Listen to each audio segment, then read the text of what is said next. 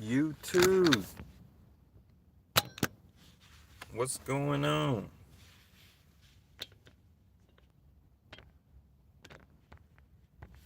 What's going on?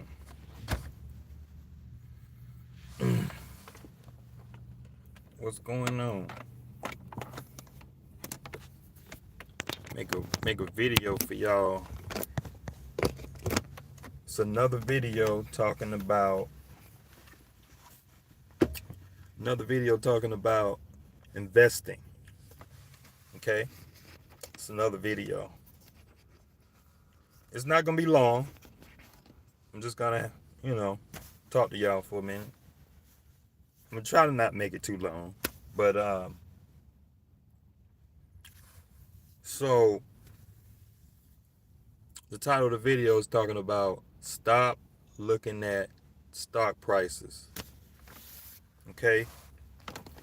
The going theme out here when we look at the stock market, we love to look at the stock price. The stock price is a big determining factor for a lot of people. I get it. I get it. We used to, as people, we're conditioned to look at the price of things, right? We're conditioned to think like a consumer. And so therefore we set criteria of things. We set the value of things based on the price. And if something is $5 and then the other thing is $200, we just assume that the thing that's $200 is better. The thing that's $10 is cheap, is junk. Well, when we're talking about a lot of things, that using that methodology isn't a good idea, especially when we're talking about stocks and companies and businesses. It's not a good idea to decide whether you want to invest in a stock based on price, because as you know, the market, the powers that be, they are aware that people make decisions based on price. So they're going to lure you in using that price. And so they're going to hold that carrot above you, and hold that carrot over you and lure you in. Oh, it's cheaper, it's better for you, or it's more expensive. I can't afford it. And so, and so, and so, just when it comes to stocks and investing in the stock market, do not set the determining factor whether you want to invest in a stock or invest in a company based on the stock price. You got another thing coming if you make a decision based on price. And so, so what should you be looking at? I mean, it's some great performing businesses out here you can buy that are good for you. You'd be better off. So if you got a stock like, I'm trying to think. If you got a stock like, trying to make a good comparison here. There are a bunch of stocks you can buy.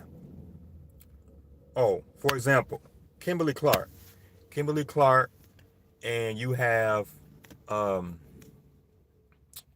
example, you got Kimberly Clark or Procter and Gamble, right? And you have Costco. Great example.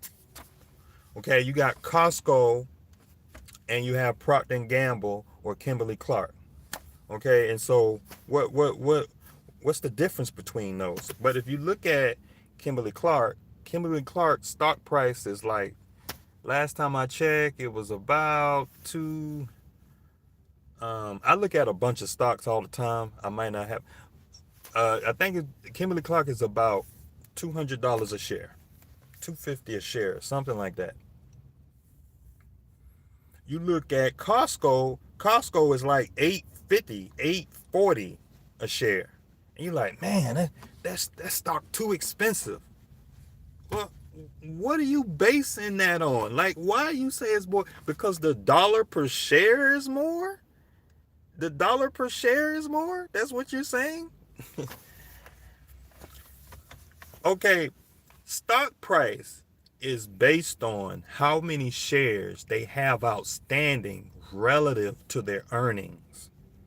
That's what stock price is. And so, okay, when you look at the stock price, you see the price is like $800 a share. Well, that share price is based on how many shares they have outstanding. So it's a fractional ratio. So eh, you got to understand how stock price is calculated. So if the company earnings is like $100 and they have 50 shares outstanding, well, you take 100 and divide it by 50 shares. That will give you, you know, you get what I'm saying? And so you just do the math. And so you can have several companies side by side, and just because the price per share is lower and one price per share is higher, is more expensive, that have nothing to do with it. It's the earnings per share. And so, you know, you could be walking by a good performing company just because you think that, okay, because the price per share is more, that, okay, when reality, that price per share that's more is probably better for you, or it may be bad for you. You may be paying too much for the company where the price per share is lower. You get what I'm saying? And so there are other things you need to be looking at. The things that I like to look at revenue growth. I like to look at dividend growth, because I'm a buy and hold type of person. So the things that matter to me, I like dividend growth. That's what I like. I like that dividend growth.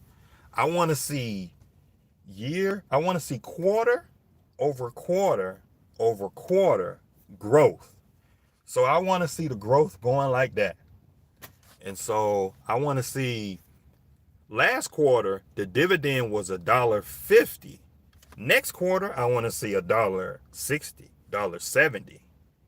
I want to see $1.80, and so forth. And so I want to see it over a long period of time too. I want to see it over at least 20, 30 years. Minimum 10. When you set up a filter and you when you start researching these companies and you log on to your investment account or whatever the account you got, Robinhood, Schwab, or M1 Finance, Moo, or whatever investment brokerage that you're using, and you set up your filter and you researching companies, and you want to set a filter. I want to set a filter. I want all companies that pay a dividend above, um, I don't know, $1 a share. I want a dividend with the yield of 2% yield, with a growth rate with a CAGR of um, at least 10 years, 15, 20 years. And then you do the research and you pull up that graph, and the graph look like that on dividends. But you looking at the price per share. The price per share is $800. I mean, me personally, I love Costco. Costco is the best retail stock on planet Earth.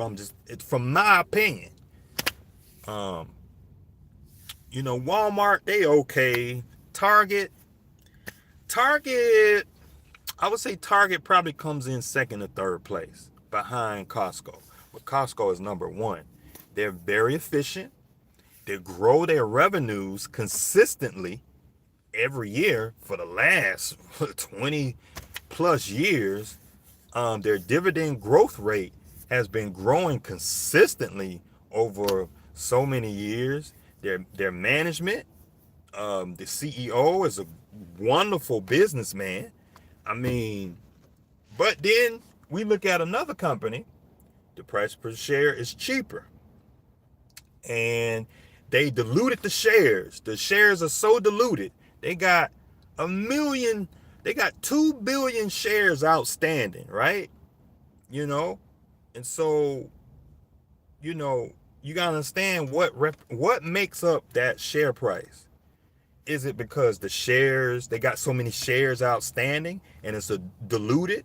Do you understand what diluted is? Like, okay, say you got shareholders equity. You're looking at a company, shareholders equity, right? You got five people that own a company. Okay? The profits from the company is $100 a share. Well, it's $100. Well, that means all five investors, they got to split that $100 in equity from the company. The company makes $100. Y'all got to split the $100 five ways. Okay? So all the revenue that the company gets brought in, that the company made $100, y'all got to split up that 100. So if you bring in 6 people, that's diluting the money that y'all going. You want to split it 6 ways. You don't want to split 7 ways. If anything, you want to, get rid of the investor. And so, I mean, I don't want to split it 5 ways. I want to split it 1 way. I want all the money, but you can't be stingy. But that's in effect what diluting shares are. And so when a company does a stock split and then they split their shares, and so that's essentially what they're doing. They're watering down the Kool-Aid. They're watering down the Kool-Aid. So when you look at that stock, it goes from $500 a share down to $250. That's what happens. They water it down. They're watering down the income. They're watering down the equity. They're watering down the revenue. They're watering everything down. And so, why do companies do that? Well, companies do that for a lot of reasons. But the main reason, because it's cheaper. It's cheaper to issue more shares of stock and bring in more money. Is cheaper than going to a bank and borrow money. You borrow money from a bank, you got to pay interest on it. You got to pay all this administrative costs and all this stuff. It's easier to just issue some more shares. If a company's got 500 shares, it's easier to issue another 500 shares, another 1,000 shares. That way they can bring in more money. So when they issue the shares, we go and buy the stock and we give the company money. In exchange for the money, we get a piece of the company. And so therefore the stocks get diluted. And so when you dilute the company, when the shares get diluted, the stock price go down. Okay? And then in effect, what you're doing is you're diluting the value of the company. You're diluting the value of the company. And so and so that's in effect what you're doing. And so when you look at the price, ignore the stock price. Don't look at the stock price. Don't do that. That shouldn't be your sole determining factor. It should be in your decision making a little bit, but that shouldn't be 100% determining factor if you want to buy a company stock. And so, I bump into people all the time, and I, give folks advice and be like, man, you should buy that stock, man. It's booming, man. It's I looked at the balance sheet. I looked at the income statement. I seen consistent revenues over the last 20 years. The dividend growth is 10-15%. Revenue growth is 10-15%. The management team is doing all this stuff. The company is investing in all this great technology, and they got a new perspective on the company. The PE ratio, the forward PE ratio is is 30 times, and so when you looking at the company, don't always look at the stock. Don't always do that. It's just in layman's terms, in layman's terms. So, in layman's terms, you know, but when you look at a company, you just want to look at it just how you would look at your budget. Like if any of you guys, or if you if you got a budget and you got a job, right, and you work at a company, right, and you got your light bill, your water bill, you don't want your bills to go up. You want them to go down. And if the bills are going up, you want your income to be going up with it. You want to be getting 5-10% raises every year. You don't want your bills to be going up 5-10% a year either. And so, um, um, and so if your income isn't going up 5-10% on average a year, because some years you may not get a raise at your job. You may not get a raise at your job. But the last year, the previous year, you got a 5-6% raise last year. So if you do the math, you average between 2 years, you average like 2.5, 2.5% raise, or 3% raise if you got 6% the last year. And so if you look at your pay and over a 10-year period, and you calculate and you take an average and you say, okay, some years I got raises, some years I didn't, some years I did, some years I didn't, and then you average it out and you're like, man, over these last 10 years, man, I averaged about 4% raise at my job. And it's the same thing when you're looking at these companies. The revenue. You want to look at the revenue. That's what you want to look at. Revenue. What is revenue? It's not like a fictitious word, man. It's revenue. That's the same thing as gross pay at your job. Revenue. If any of y'all got a job and you made $50,000 a year, that's your revenue before taxes. That's revenue. Revenue is gross income for a business, period. So if you're looking at a business and you seeing their revenue like this, I don't even want to invest in it. Nope. I don't want to invest in it. Nope. Next company. Keep looking.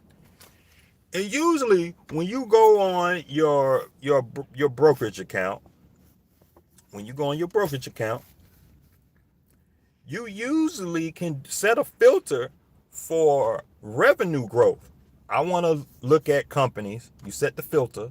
I want to look at companies where the revenue growth is increasing at least 10% year over year.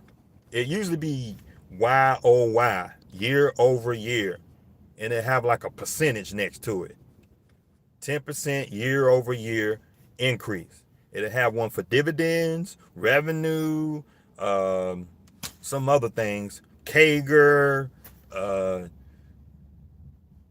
dividend growth. So it'll be D something else, G or something like that. Every website, I don't know how y'all's is set up, but everybody, it'll be yield, dividend yield growth, dividend growth rate. What is that? DGR. So depending on how your account is set up, you can easily set up a filter and look for companies where revenue growth was increasing, net income was increasing, cash on hand, um, intrinsic value. I mean, it's all kind of things. And so these are the things you want to be looking at.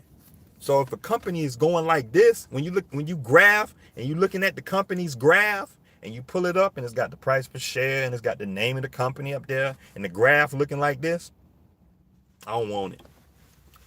I want, when I pull that graph up and I select the time period, it's going to have 1 month, 6 months, 1 year, 2 years. I want to look at least 10 years. Most websites don't go more than 10 years. You probably might have to subscribe to a specialty website like Seeking Alpha or something like that.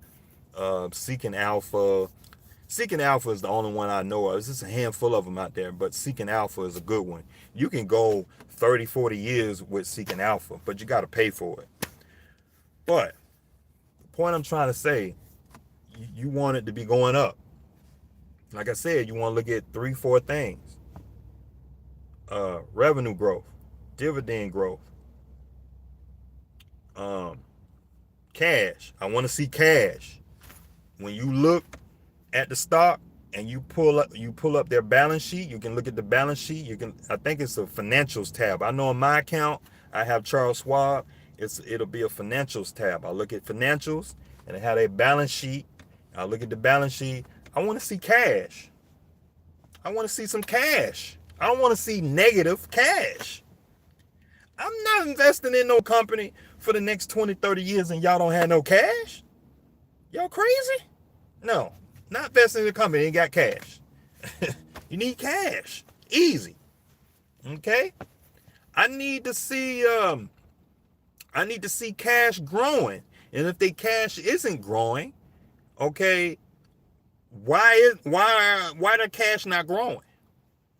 Now, if I look at a 10-year period, I look at balance sheets over 10 years, and I see, okay, cash was growing. Cash went from 1 billion to 1.2 billion, and then it went from 1.2 billion to 1.5 billion, and then 1.8 billion and 2.8 billion. Then went down to 1 billion 1 year. I'd be like, okay, wait a minute. They spent a bunch of cash on something. I need to do some research, and then you do some research and find out, oh, they invested into this new technology over here, research and development, blah, blah, blah. Oh, okay. All right. Then after that, they started building themselves back up, building their cash reserves back up. So, okay, over the last 20 years, they had one period where their cash decreased. This is stock analysis, man. These are the things I want to see. I want to see cash. I want to see dividend growth. I want to see what else I want to see. I mean, that's pretty much it. That's pretty much the gist of it, man. You don't want to be looking at a company solely based on the stock price. Stock price don't really tell me nothing. It really don't. It really don't. It only take you about 5 or 10 minutes to look at this stuff. I was listening to Warren Buffett. Warren Buffett is like the godfather of valuing businesses. He said he only look at a business financials for about 5 or 10 minutes. He know whether he want to invest in a company or not. It don't take him that long, and it don't. You ain't got to pull out all these formulas and charts and all this craziness. It don't take all that. Just how you look at your budget every 2 weeks or every week, however you get paid, or I know some of y'all in trucking, you running the truck. It don't take that long to look at how much money you making. It don't take that long to make a decision on whether you want to do something or not. It don't take that long. 5, 10 minutes if you know what you're doing. So my point is, investing ain't that complicated. That's just what I'm trying to say. It's just the brass nuts. You can be wealthy in this country, but you have to be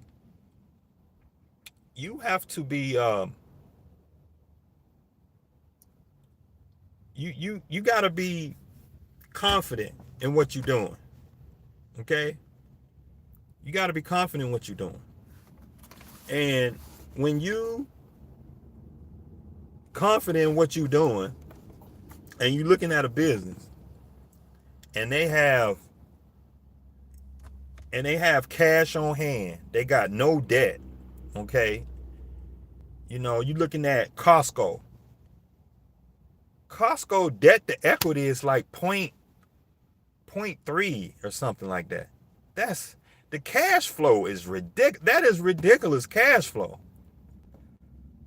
That means for every dollar they got coming in, they only spending 30 cents on debt. 30 cents.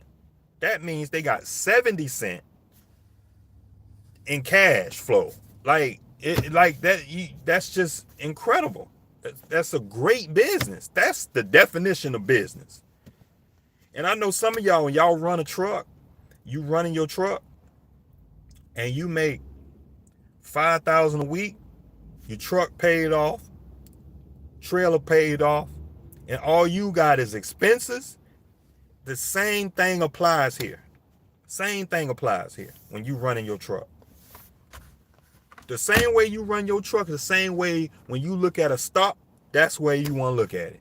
I want to see little to no debt. I want to see revenue growth. I want to see dividend growth. I want to see cash flow. I want to see good management. If you have all them, you got a good company to invest in. You could stand tall knowing that every 2 weeks you putting your paycheck in this company, and it's gonna be here for a long time. You can stand tall and be an old man knowing you got some good, strong investments. You don't care what they talking about on Fox News. You don't care what your friend talking about. You know, Tesla doing this and Nvidia doing that. You don't give a damn, because you know that you did the research, and you look at these companies and you know without a shadow of a doubt, these folk don't know what they talking about. You looked at that financial statement personally, and you know that's a strong company. Nobody can tell you nothing. Nobody can tell you nothing. And so that's what I'm talking about. Stop looking at the stock price. Stop day trading. Stop doing these things. You're not going to build wealth doing this stuff. Stop selling your golden goose.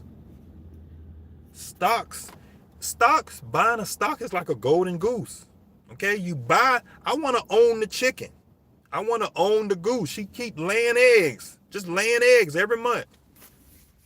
Just sending me dividend payments, sending you rent. It's like owning a rental property, just sending you rent every month.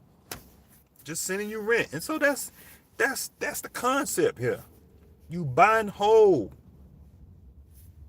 Because you know when you buying whole, you keep buying more shares. You look in your account, you got 20,000 shares of X, Y, and Z. You got 30, 40,000 shares of X, Y, and Z. You can stand tall knowing that you are a wealthy person. You have some wealth. You have some wealth because you have it. You own it. And you know why you're wealthy? Because your assets are paying you every month. That is the definition of wealth. Okay? You have cash flow paying you every month. But since you're not buying no shares or nothing, you don't have nothing. You keep flipping them. You flipping the stock every month. You buying and selling, buying and selling. Yeah, you making a little spread, but I mean, that's a job. Like, you can go get a job anywhere, man. So, you know, and so I'm just a guy. I'm a buy and hold guy. That's just, you know, I'm a buy and hold. I'm a Warren Buffett. I'm a Warren Buffett supporter. I'm pro Warren Buffett. So, you know. So, that's it? I think that's it. That's all I got to say about that. I'll make some more videos about it later. Let me read these comments. What's going on? GP returns have been Astronomical. It's a dividend. All companies need to have increased their. Okay.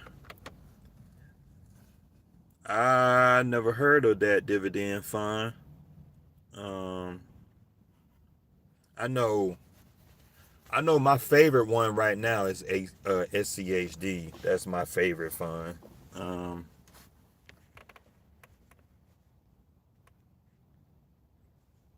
okay, FXAIX is a Fidelity S&P 500. Yeah, I mean, do something. Do something. Invest your money somewhere. At least you're doing something.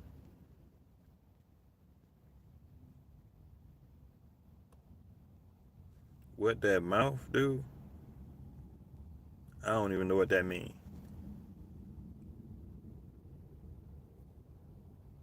The Arctic Circle. The hell you doing?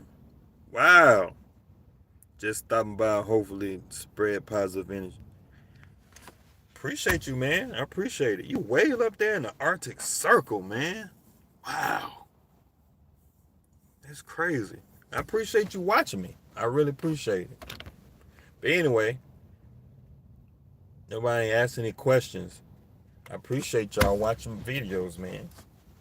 See y'all next time.